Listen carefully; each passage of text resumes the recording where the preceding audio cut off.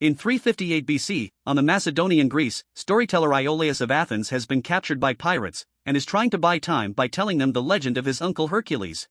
His father was Zeus, king of the gods, but his mother was Alcmene, a mortal woman. Zeus' queen Hera was not happy and sends 2 snakes to kill him, but instead Hercules kills snakes. Once he reached manhood, the gods commanded him to perform 12 labors, and if he could complete them all and survive, Hera would let him live in peace. He fought powerful monsters like the Hydra, the Erymanthian boar, and the Nemean lion, whose hide was so tough no weapon could penetrate it, so Hercules beat it with his bare hands. The pirates aren't impressed by Iolaus' story, not believing a word of what he says, but at that moment, Hercules arrives to rescue him, wearing the lion's hide on his head. The pirates aren't scared because there are 40 of them, but numbers are pointless. Hercules can fight with multiple men at the same time, and besides, he isn't alone, his team has come with him. Amphiaraus, Autolycus, Tydeus, and Atalanta are his sidekicks. Together, this group of mercenaries easily defeats the pirates and rescues Iolaus, after counting the heads for which they will be paid, while Amphiaraus receives a vision from the flames, that they say a lion and a crow will form a strange alliance and fight across a sea of bodies. Sometime later, they goes to a tavern to celebrate their victory. Hercules tells Autolycus about wanting to leave for the lands beyond the seas, so he can finally find peace, taking Tydeus with him because he is the only one that can control his rage.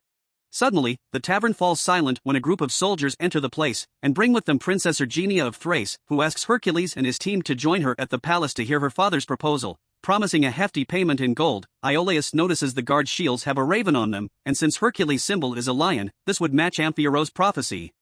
When they arrive at the palace, Hercules sees a large group of refugees behind the walls. They're welcomed by General Asticus, leader of the Thracian army, who doesn't look very happy about Hercules' presence, and Erginia's son Arius, who is a big fan of him and knows all his stories. As they climb the stairs on their way inside, Hercules remembers an incident 3 years ago, when he killed a Hydra, which was just a bunch of men wearing lizard-like helmets, for King Eurystheus of Athens, who declares him a hero in front of a huge crowd chanting his name. The memory suddenly flashes images of his wife and kids getting murdered, and Hercules tries his best to ignore it and concentrate on the present. Then they meets with Lord Cotes, king of Thrace, who teases Amphiaraus for not being able to see much of the future except his own death, and judges Atalanta's skills based on her gender, but she proves him wrong by shooting the helmets off the guards' hands. He invites them to have dinner with them and explains their troubles. The country is in the middle of a civil war with a bloodthirsty warlord called Rhesus, who is believed to have an army of centaurs. Cotes shows Hercules all the refugees that arrive every day after Rhesus burns their villages, and comments on the fact he's lost most of his soldiers, and his current army is formed by farmers. He accepts the job, and the following day, Hercules and his team begin training the farmers, starting by testing their shield wall, which doesn't hold well. Some hours later, Hercules meets with Cotes again, who has information about Rhesus thanks to one of his scouts, Phineus. The tyrant will be attacking the Bessie tribe in central Thrace within 6 days, and Cotes wants to take the chance to march and stop him there before he goes any farther. Hercules disapproves of the idea, pointing out the army needs more time to train, but Cotes doesn't listen and tells him to get ready because they'll be marching the next day. Later in the evening, Hercules talking with Arius, he takes the Arius back to Erginia, who was working at the hospital. After they lost so many physicians, she taught herself the art of healing to be able to help in some way. Before leaving, Hercules gifts Arius the Nemean lion's tooth, implying it should have been a gift for his own children. The next day, the army gets ready to march, and Hercules finds Iolaus hidden among the soldiers, intending to fight too. He reminds him he's a storyteller and not a warrior, before sending him to the chariot with Cotes, and together, they all leave for Bessie. When they make it to the village, however, they discover it is too late. Rhesus had already been there and destroyed it all, and the sea of bodies matches Amphiaraus' vision. Something is strange though. While some of the bodies have been clearly rotting for days, there are others on the ground that are still fresh. These bodies are the ones that suddenly wake up and attack them, because this has been a trap all along. Thinking the Bessie tribe is under the control of Rhesus, Hercules calls for a shield wall to form around Cotes while he and his team fight.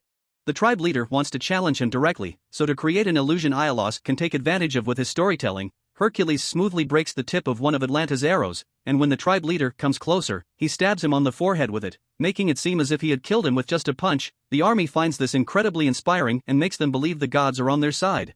The real battle begins then. Hercules' team kills as many tribesmen as possible, but there are too many of them and they soon breach the shield wall. They come up with a simple plan. Hercules and Amphiaraus retrieve their chariots and start driving them in circles around the shield wall, pushing and killing the tribesmen out of the way. The remaining soldiers use this chance to charge, but the tribesmen recognize a defeat when they see it and run away. Rhesus is nowhere in sight, although a strangely shaped figure can be seen watching from far. Hercules tells Codys that losing half his army is as much his fault as it is Rhesus, because he did warn him about the farmers not being ready to fight yet, and Codys accepts giving him more time to spend training. Meanwhile, General Asticus wants to kill Phineus for having guided them into a trap, but Autolycus stops him and announces he'll be in charge of scouts from now on, although he does threaten Phineus and warns him not to make another mistake. Moments later, Princess Erginia arrives with the healers, and she's taken to Hercules' private tent, so nobody can see he's bleeding like a mere mortal from an injury he got during battle. After she leaves him to rest, Hercules dreams of an old memory. It shows the bodies of his wife and children, his hands covered with blood, and King Eurystheus exiling him out of the country instead of executing him, so he can forever live with the guilt of having killed his family. He wakes up from this nightmare when he hears some children giggling, and when he enters the forest to investigate, he finds his dead family among the bodies of the tribesmen. Eating them is a three-headed dog, Cerberus, and Hercules gets ready to fight it, but Tydeus appears behind him and brings him back to reality, making him realize he's been imagining things. In the morning, Amphiaraus immediately knows what's happened to him because it's not the first time, and he advises Hercules he needs to finish this final labor and confront the beast to find peace, but Hercules thinks he's just going mad.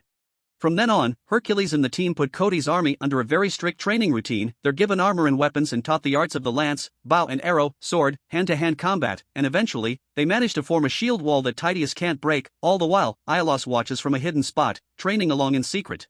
One day, Phineus comes back with new intel. Rhesus is near Mount Asticus with an army of centaurs, and Hercules wants to fight him there before he advances farther into their territory. It may be dangerous because the forest can slow down the chariots, but he has a plan.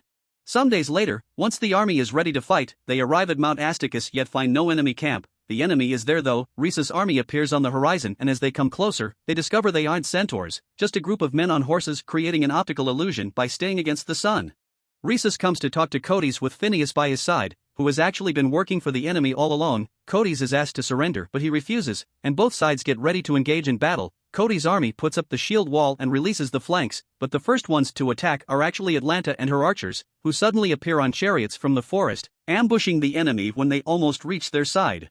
When arrows on fire are shot, Amphiaraus opens his arms, ready to accept his fate, but somehow not a single one manages to hit him. Rhesus' army may be bigger, but Hercules' soldiers have a better formation, and soon they are overpowering the enemy. Rhesus' soldiers begin running away, but he decides to stay and challenge Hercules directly, which proves to be a bad idea. Hercules easily grabs his horse and throws both of them to the floor with one swift movement. Sometime later, when they return to the palace with Rhesus in chains, Codys begins humiliating him in front of his people, but Hercules takes pity on him and helps him keep going. As they walk together, Rhesus tries to explain to him that Codys is actually a tyrant, and it wasn't his men who burned all those villages, it was Codys. During the celebratory banquet, Rhesus is chained to two columns to be displayed as a trophy, and Princess Erginia tries to bring him water, but Codys won't allow it. Then it's time for his coronation, because now that Thrace isn't divided anymore, Codys is the king of it all. When Princess Erginia leaves the room after Rhesus calls out Codys again, Hercules gets suspicious and follows her, demanding her to share what she knows.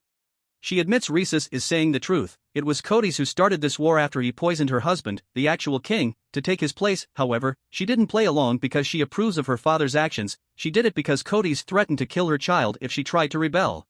Erginia tries to convince Hercules to take Arius with him when they leave, but Hercules refuses right before they're found by General Asticus, who tells him Codys is looking for him. Hercules goes to confront Codys, calling him out for betraying him, but Codys finds it laughable that mercenaries that will do anything for gold have suddenly grown a conscience.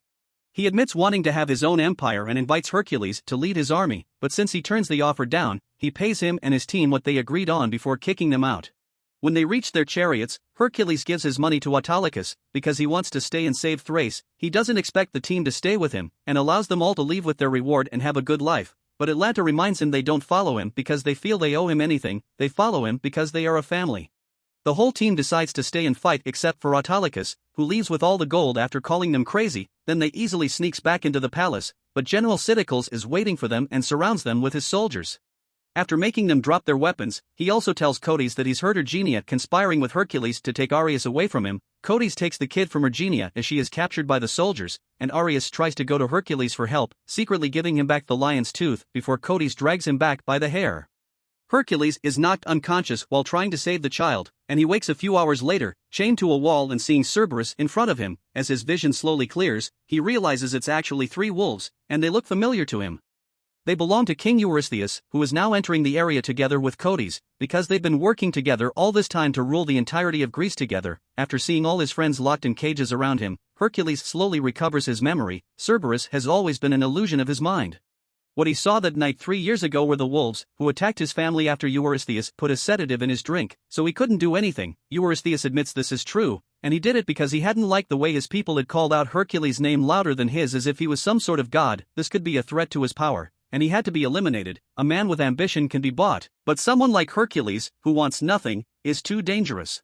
Hercules makes his soldiers take Erginia out of her cage to be executed, and Hercules feels useless for only being able to watch. However, when Amphiaraus reminds him they all believe in him, and he should believe in himself too. Hercules remembers who he is, and summons all his strength to rip off the chains from the wall and go save Erginia. Hercules and the others rush out of the room, and let the wolves take care of him, while Erginia uses the axe she was about to be executed with to open the doors to the cages.